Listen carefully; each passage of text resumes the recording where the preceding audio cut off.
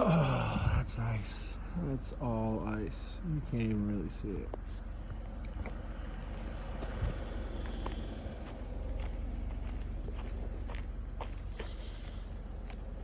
Yeah, that's all ice.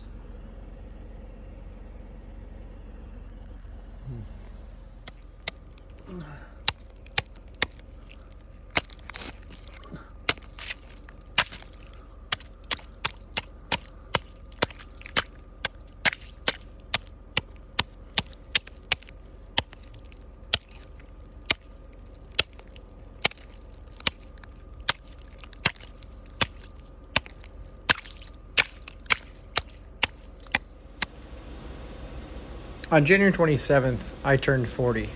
And for my 40th birthday, I wanted to start off with a cold plunge, start off the new decade, feel like I could finally adult and have my focus all on the things that I want to. So I went out to my normal location in which I do my cold plunge. It's about 5 o'clock in the morning right now. And I go out to Lake Terramungus, and I figured mentally prepared myself the night before. We got a Wim Hof breath work and ice plunge workshop at my gym. That's later on today, so I'm like, I'm gonna start this off. So all night I'm thinking about doing it, and I drive there, get there around 5 o'clock, and it's entirely frozen over, and I did not expect this. So I drove home, and I'm like, all right, well, I guess I'm just gonna jump in the cold plunge with everybody at the workshop, which I don't like doing because I want to make sure everything's going well at the gym. So I am driving home, and I'm like, forget this. Let me grab a pickaxe and get back out there. So I headed back out there, and I had to chip away about 20 feet, probably 15. I might be exaggerating by the 20 feet, but about 15 feet of that. It felt like 20 feet, and it felt like I was in the water for 10 minutes before I dunked in, which I wasn't. But yeah, so I figured I'd also give you a video of what it actually is like to wake up in the morning in the dark, go out, break some ice up, and do a cold plunge. A lot of times we're just seeing like the short snippet of, here it is, the cold plunge. But sometimes you got to put in work. So as I'm hacking up this ice, my feet are starting to freeze, and that's one of the biggest things that I had to challenge with. But there's a couple things. I'm generating heat by, breaking up the ice. And two, a lot of this water is splashing on me. So though I am wearing a sweatshirt and a shirt underneath that, I am getting quite wet while doing this. But most importantly, I'm allowing my body to get conditioned to the cold, about 36 degrees out. And just start allowing my body to stand in this water and just be aware of the temperature that the water is. And even though there was ice on top of the water and it was cold, don't get me wrong, I also think I had more mental preparation for the 6 minutes that I'm hacking this ice up before I get into it. But I'll let you guys just watch it, and I'll tune in once I step away from the water.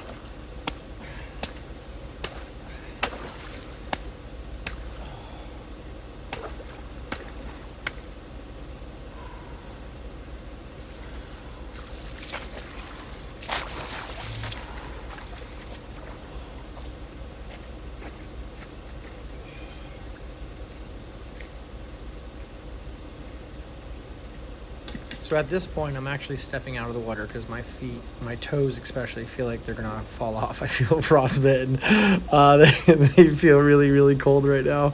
So what I did is I got out of there. And if you notice in the water, there's a line, a distinct line. That's where the actual ice was about 2 to 3 inches. And that 10 feet before that, it was only about an inch or so. So once I got into that line, it was a lot harder to break that ice up. So I was going to continue on, but I realized the difficulty of that I'm probably going to freeze before I actually get into this cold plunge. So I had to kind of make the decision that I'm going to be jumping into water that is probably 12, 14 inches deep. Probably, yeah, I'd probably say that. Probably like, maybe 18 inches deep, 14, 16 inches, something like that. I've also come to realize that I'm not having enough space for myself to just kind of fully lay down, which means I'm going to have to lay down and push my feet underneath the ice. Not a big issue. But if you look in the video, you'll actually be able to see my legs underneath the ice, which is kind of funny, which I didn't notice in the other video. But I also was like, let me use the ice to support myself. So as I'm about to get into the water shortly, I almost put my hands on there, and like before I rest all my weight on there, I'm like, this is a dumb idea. The ice is gonna break, and then I'm just gonna face plant into the water. So you know what? Let me just drop into it really quick. But yeah, it was the first time that I've ever done a cold plunge where I've had to break the ice up, and I'm not gonna lie. I feel, sometimes there's days where I feel a little bit more mentally prepared, and days that I'm not, and I feel like having to come back and do this kind of broke a little bit of that mental preparation. But at the same time, I was so hard on getting this done that I had to do it. And for me, like, jumping in cold water with ice is not a big issue. Anyone who's like been a first responder in the military, gone through some trauma, lived in war, like, you're always looking for that adrenaline of your life and death. I hate saying it, but it's something that we always live with, especially a lot of military people. So if I'm not getting shot at or blown up or in war that people are trying to kill me all the time, nothing is as hard as that. So that's the thing that I constantly always tell myself. I'm like, I've been in worse situations. I've been tougher situations. This is just cold water. That's it. It's just cold. So now that I'm back here, obviously out here with a little less clothes, I'm totally going to do this dunk, but I still need to chip away a little bit of the ice. I was kind of sitting in my car, wrapping my toes outside the shoes with towels to try to heat them up.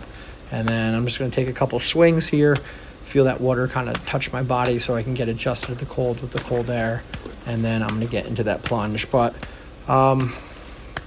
in general, like that, if you go through tough things in life, the cold plunge is going to be easy. And most importantly, it's the same thing, is that you have to use your breath to get through those tough times, those tough trauma, or tough situations in your life. And that's exactly that. Put all your focus, put all your attention on one thing. That's breathing. And tell yourself you're going to do this. And if you do those two things, you'll never have an issue jumping in the cold water. It never gets easier. I don't want to say like it gets easier. Maybe it does get a little bit easier. You're more accustomed to it though, more than anything. But yeah, just trying to right now figure out exactly what I'm doing, how I'm going to sit down into this thing, and just getting some of those bigger ice chunks out of the way. Right here, I'm like going to support myself. I'm like, nope, I'm not.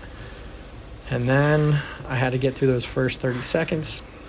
So I'm doing some Wim Hof breaths. You can see my shoulders elevating and decreasing or lowering. I'm going to take a couple breaths here, and then I'm going to slide my body underneath the ice.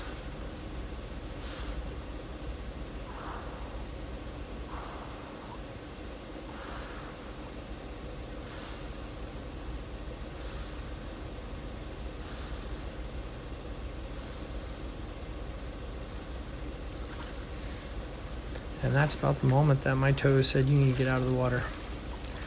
And try not to trip over the ice, but that's it. Go out and do something that challenges you.